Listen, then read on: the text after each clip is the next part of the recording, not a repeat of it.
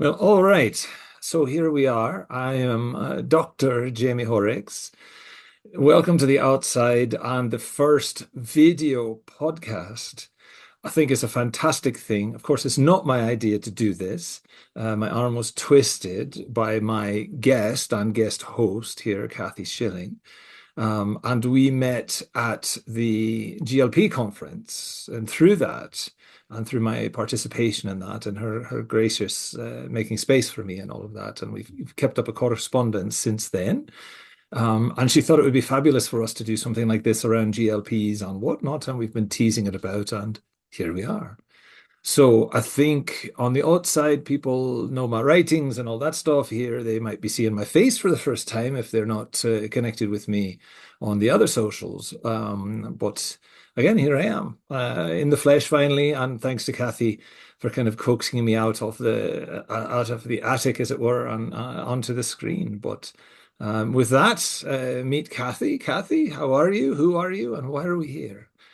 Hi, I'm Cathy Shilling. I'm a speech and language therapist in the UK, and part of my role is supporting children and young people who, in particular, are Gestalt language processors. Although I do lots of things, this is my passion and has been for a number of years. And I guess I'm very fortunate to have met you, Jaime, because you've really opened um, my mind, my knowledge to understanding the minds of GLPs. And so I feel that I'm hoping that what will come from this podcast is a whole range of ideas, of constellations, of themes, and they'll all be interconnected, but a great way of sharing our passions. Wonderful. So I think we've agreed upon a format Yep. where you essentially asked me, okay, what are we talking about? This is what I want to talk about. I found this article and, I want to ask you about it. And I know that for this first instance, you wanted to talk about like, what is this Gestalt processing thing to begin with, Yeah. right? Is it a real thing? Is it something that Jamie made up in emails back and forth with Marge Blanc? Is it the figment of their imagination or whatever? And so to that end, I wrote kind of a briefing document, if you will. And I've shared that with you, and I'll share it along with this recording with everybody else. But I think that was a good place to start. And I think kind of the question to you, what is GLP to you, right? As Yeah. professionally, personally. So I guess I first had this light bulb moment when I listened to a podcast with Alexandria Zakos back in 2021. And I'd been thinking about a little boy that I was working with. He was 4, and I'd gone in with my speech and language therapy head on of being child led, kind of, not really, and thinking, analysing his language, his speech, and making suggestions to his parents of how to support him. But it wasn't working, and I couldn't understand why. I was thinking, I'm doing everything that I know in my knowledge base. And then as I'm driving my car, it was a frosty morning, I had this light bulb moment as I listened about a different way of processing, a different way of acquiring language, a different way of thinking, a different way of sensing the world. And immediately I thought about this little boy, and and then followed the guilt, thinking, oh my goodness, what have I been doing? I haven't really been thinking about him. I've just been in my theoretical speech and language therapy mind. And so for me, GLP is, it's not about language acquisition. It's not about language thinking. It's not about a brand. It's not about a therapeutic intervention. It's so much more holistic than that. It kind of underpins everything that I now do when I'm supporting children or young people who I might identify as being a GLP. Um, and it's that holistic element, which you talk about in this first right script that you put together for. Sorry if I'm not using the right words. Um, yeah, that really I feel explains that, supports it, underpins Right. everything. So I know you're a therapist, a language therapist, and I'm a school teacher and, deal with language and numbers and all this kind of thing. Um, and I think about the argument against what I am and what you support, right? That it doesn't quite exist. There's no evidence for it. There's no random controlled trials for it, etc. And I think about my own paths to literacy and language, and I needed something coherent to wrap my head around to say, I have all these things floating around in my head and with them. I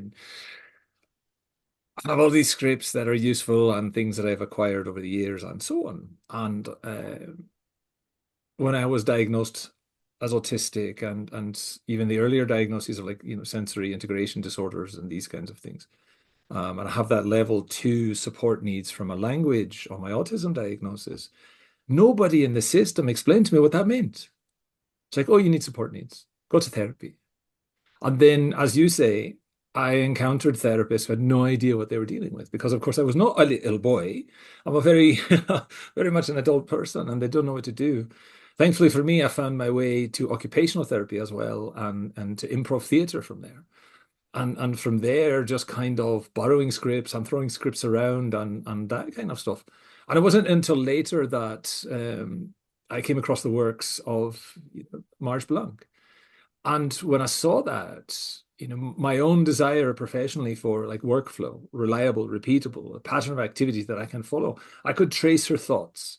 To me, they were incredibly scientific because I could say, oh, I've done this, I've done this. Yeah, that makes sense. Oh, wait, I'm stuck right here. This is where I'm at.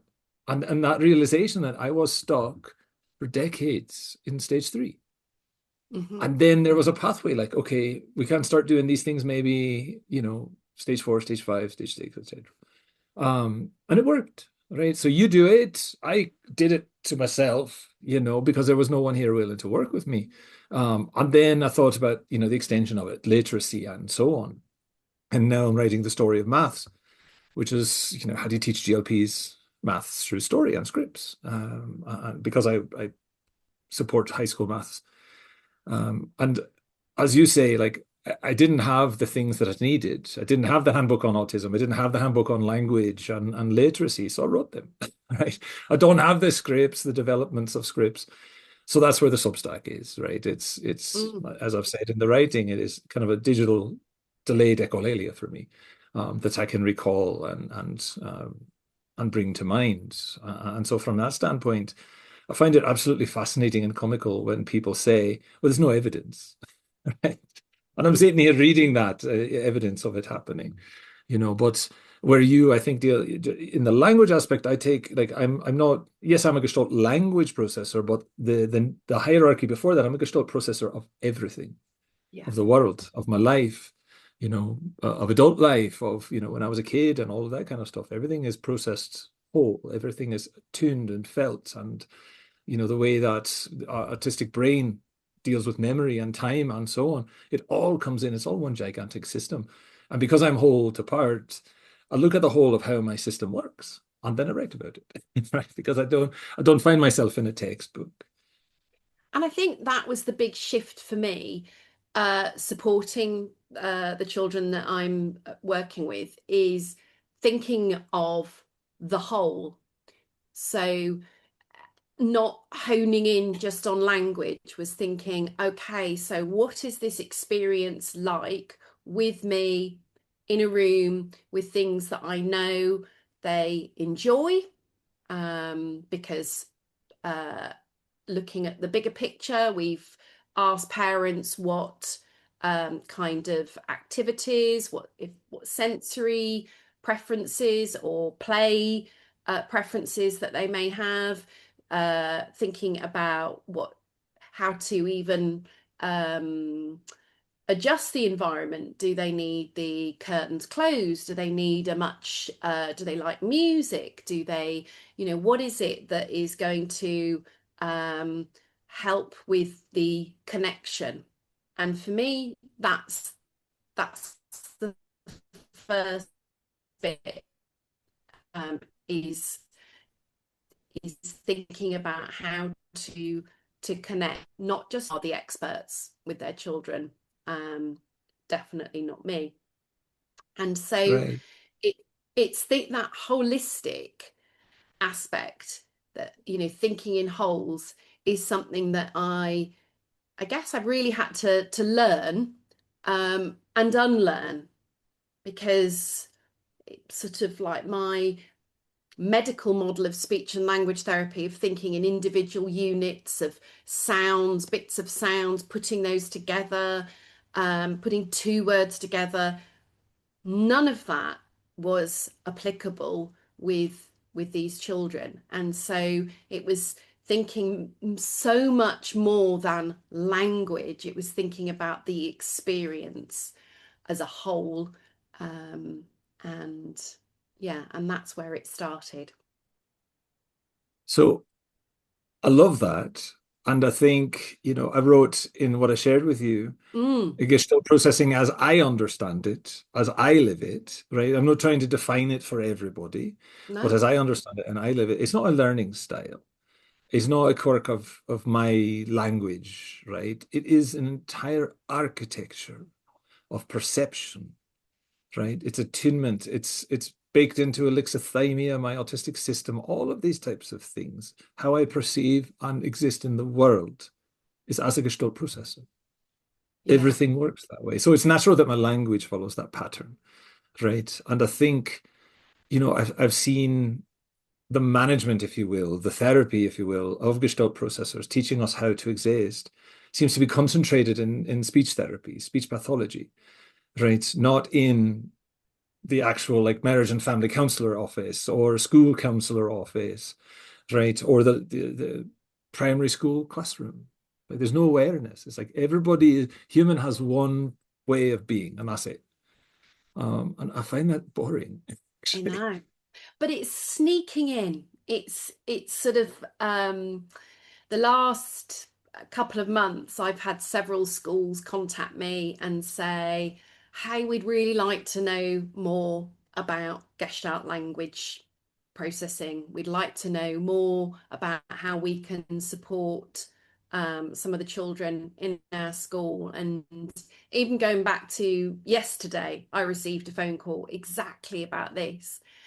and and I'm thinking, oh my goodness, this feels like quite a big deal, because getting it right in those environments is just so important. So um yeah, so I've got to really plan and think about what are going to be the main things that are going to support um those educators to make an impact on the children and young people that they're supporting. Right. And I hope what I shared with you is helpful. I mean, I think Mm, in terms of dividing things up like we like to divide it up, right? But the attention, right? So my classroom is arranged because I understand I absorb the whole of things. I absorb the whole room, the energy space of the room. And so I set things up with that in mind, right? I know how my memory space works.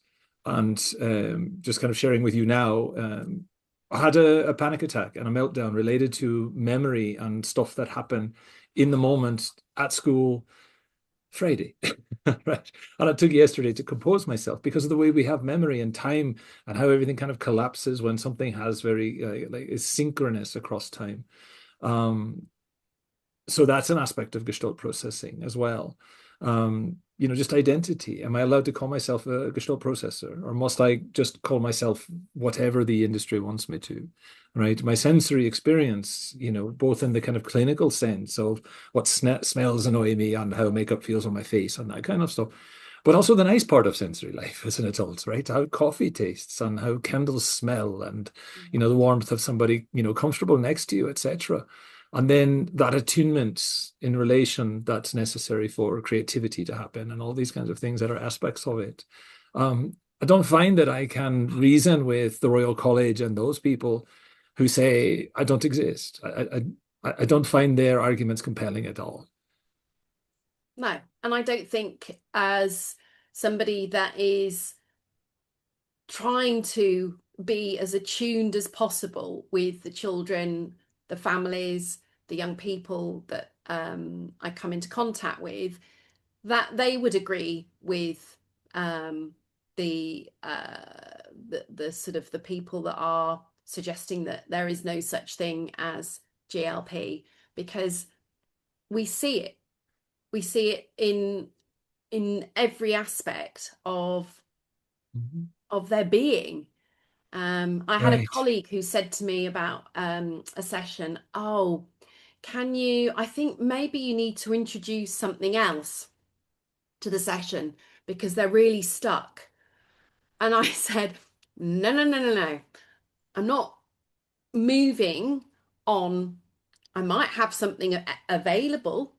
It might Mhm. be there as a an opportunity, if a curiosity to see if it is something that the little boy that I was working with might enjoy. But actually, part of the session with me, his gestalt of the whole situation was that we read the Gruffalo every single session, and that's how we started I love it. I love it. every single time. And and my colleague was saying, but you need to move on. No, no, no, no, don't need to move on. This is just perfect.